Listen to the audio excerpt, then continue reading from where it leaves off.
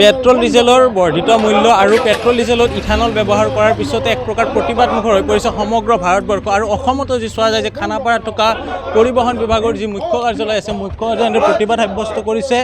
all India road transport ৱৰ্কশ্বপে আৰু তেখেতসকলে এনেদৰে প্ৰতিবাদ সাব্যস্ত কৰিছে যে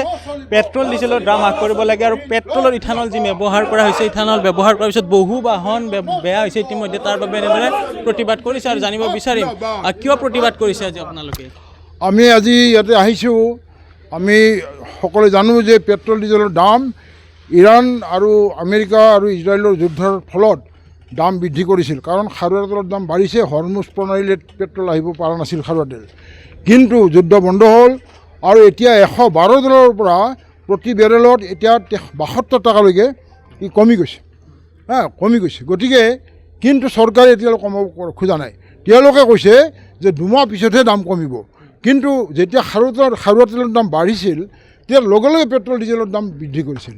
আৰু এতিয়া যেতিয়া বহুত কমি গৈছে এতিয়া তেওঁলোকে কৈছে 2 মাহ পিছত কমিব ইয়াৰ অৰ্থটো বুজা নাই তেল কোম্পানীসমূহক ধন লুটাৰ কাৰণে এই কেন্দ্ৰীয় চৰকাৰখনে সুবিধা দিছে এতিয়া আমাৰ বাণিজ্যিক গাড়ীবিলাক কেনেকৈ চলিব এই ধৰণৰ যদি দাম বৃদ্ধি হৈ থাকে তো ভাড়া বৃদ্ধিটো হোৱা নাই এই সৰু সৰু গাড়ী ডাঙৰ বাছবিলাকে তেওঁলোকে বাৰু সিদ্ধান্ত লৈছে কিন্তু সৰু গাড়ীবিলাকৰ ভাড়াটো বঢ়োৱা নাই আৰু ভাড়া বৃদ্ধি কৰিলেও বাছত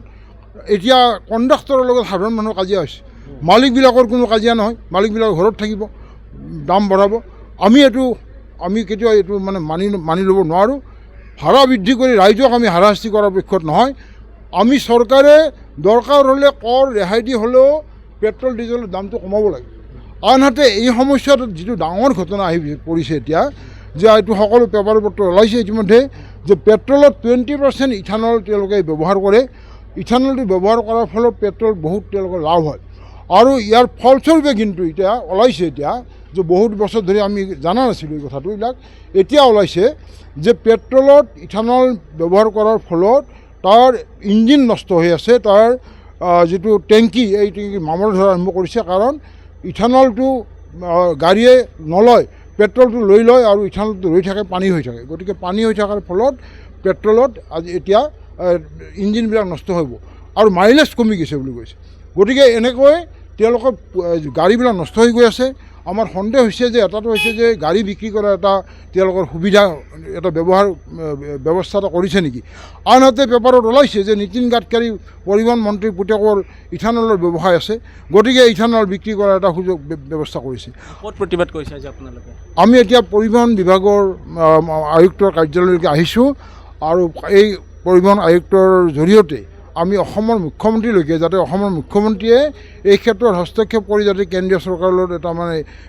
ব্যৱস্থা কৰে তাৰ কাৰণে আমি ইয়াতে আহিছোঁ এনেদৰে প্ৰতিবাদ সাব্যস্ত কৰিছে উল্লেখ কৰিছে যে পেট্ৰল ডিজেলৰ বৰ্ধিত মূল্য আৰু সমান্তৰালভাৱে পেট্ৰলৰ ইথানল মিহলি কৰাকলৈ তেখেতসকলে প্ৰতিবাদ সাব্যস্ত কৰিছে আৰু এই যি পৰিবহণ কাৰ্যালয় আছে মুখ্য কাৰ্যালয় খানাপাৰাত থকা ইয়াতে তেখেতসকলে যিগৰাকী যি দায়িত্বত আছে